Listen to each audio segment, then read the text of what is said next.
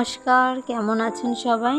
আমি পূজা। আমার আজকের একটি নতুন ব্লগে আপনাদের সবাইকে অনেক স্বাগত জানাই। তো আজকে দিনটা ছিল রথযাত্রার দিন। তো দেখো সকাল সকাল উঠে ঘরের কাজ যেগুলো ছিল সেগুলো সব সেরে নিয়েছি, আর এদিকে খাবার দাবার তৈরি করতে লেগে গেছি। তো দেখো মেয়েকে দেখলে সকাল সকাল একদম স্নান করে নতুন জামা পরে রেডি হয়ে গেছে, রথ নিয়ে পুজো করাতে যাবে এবং রথ নিয়ে ঘুরবে বলে। কিন্তু এই রথ নিয়ে ঘোরার এই যে ব্যাপারটা ছোটোবেলাতে আমাদেরও ছিল, কিন্তু এখন যত দিন যাচ্ছে, যত উন্নত হচ্ছে, তত মানুষ অন্যরকম হয়ে যাচ্ছে। তো এখন ও চাইছে রথটা নিয়ে একটু বাইরে ঘুরবে, কিন্তু যাই হোক ওর বাবা কিছুতেই পছন্দ করছে না রথ নিয়ে বাইরে যাওয়ার জন্য। তো তাই ওকে বারবার বারণ করছে যে রথ নিয়ে বাইরে ঘুরবি না। আর যেহেতু প্রচণ্ড রোদ, আর তাছাড়াও রাস্তার ধারে একা মেয়েকে ছেড়ে দিয়েও ভরসা হয় না, যেহেতু রাস্তার উপর অনেক চাপ। তো দেখো কথা বলতে বলতে আমার আজকের টিফিনের জন্য খাবার রেডি হয়ে গেছে। তো আজকে যেহেতু রথের দিন, তাই একটু চপ বানিয়েছিলাম আর কয়েকটা পাঁপড় ভাজা করেছিলাম।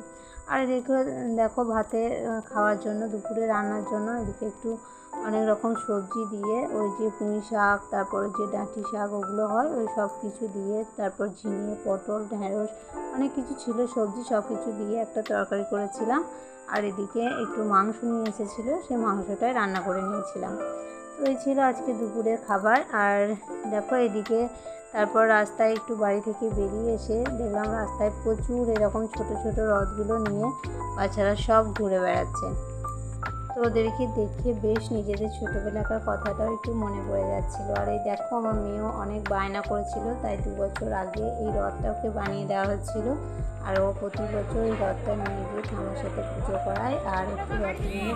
তো তারপর সারাদিনটা তো ওইভাবেই কেটে গেল। আর দেখো সন্ধ্যেবেলায় আমরা চলে এসেছি কঙ্কালীতলার মন্দিরে। তো এখানে প্রচুর মানে অনুষ্ঠান হয়, ধুম হয়, দেখতে বেশ ভালো লাগে। তো এই দেখো মন্দিরের চারপাশটা একটু তোমাদেরকে ঘুরিয়ে দেখাচ্ছি, কত সুন্দর লাগছে। আর এখানে সব সময় 12 মাস প্রচুর ভিড় থাকে। মানে এটা এত সুন্দর একটা জায়গায় পরিণত হয়েছে যে এখন 12 মাসই মানুষ ওখানে টাইম কাটাতে ঘুরতে যায়, বেশ ভালোও লাগে দেখতে। তো আমরা যখন এলাম তখন প্রায় রাত্রি 8টা সাড়ে 8টা মতো বেজে গেছিলো, তাই রথটা অনেকটাই ঘোরা হয়ে গেছিলো। আর আমরা যখন এলাম তখন প্রায় মন্দিরে ঢোকার আগে ওইখানটাতেই ঘুরছিল। তো যাই হোক আমাদেরও দেখা হয়ে গেল। আর এদিকে দেখো কত সুন্দর এই যে মেয়েগুলো সব সুন্দর করে সেজেছে, একদম বাটারফ্লাই হয়ে গেছে, পাশে দুটো প্রজাপতি ডানা লাগিয়ে একদম দেখতে খুবই সুন্দর লাগছিল। আর এত মানুষের ভিড়, এত মানুষ এসেছে দেখতে যে কি বলবো। তো যাই হোক আমরাও অনেকক্ষণ দাঁড়িয়ে থাকলাম আর এই সুন্দর দৃশ্যগুলো দেখলাম, বেশ ভালো লাগলো। যদিও আমিও হয়তো আসতে চাইছিলাম না, কিন্তু তারপর মেয়ের আবদারে আসতেই হলো। তো নিজের ইচ্ছা থাক বা না থাক, এখন যেহেতু ছেলে মেয়ে হয়ে গেলে তখন তাদের ইচ্ছাতে বা তাদের শখ মেটাতেও তখন নিজের শখটাও মেটানো হয়ে যায়। তো দেখো অনেক ঢাক বাজছে, তারপর হরিনাম হচ্ছে, আর সামনে দেখলে প্রচুর কার্টুন এইসব অনেক কিছু সেজেছে। তারপর ওই সবগুলো একসাথে রাস্তাতে মানে ঘুরছে আর কি, রথটা আগে ওইগুলো ঘুরছে। আর এদিকে দেখো আর একটা জায়গায় চলে এসেছিলাম, বোলপুরে আর একটা জায়গায়, সেখানে একটু রথের মেলা বসেছিল আর এখানে একটা ম্যাজিক খেলা দেখানো হচ্ছিল। তো তারপর আমরা ওখান থেকে চলে এলাম আর একটা শিব মন্দিরে। এখানে একটা রাধাকৃষ্ণ মন্দির আছে, আর এই যে দেখছো কেদারনাথের শিব মন্দির এটা। তো যাই হোক এই কেদারনাথের শিব মন্দিরে এখানেও এলাম।